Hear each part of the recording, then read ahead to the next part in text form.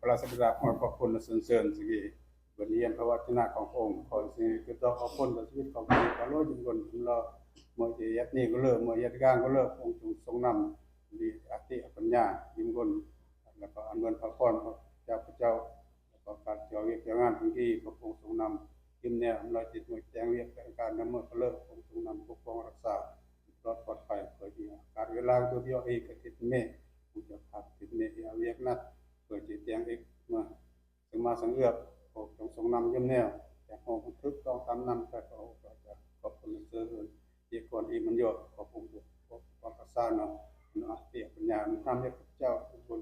ขอบคุณองค์ขอมอบพี่น้องหลักฐานเกียรติคุณองค์หรือความนั่นขององค์ขอบคุณเสริญองค์ในนาม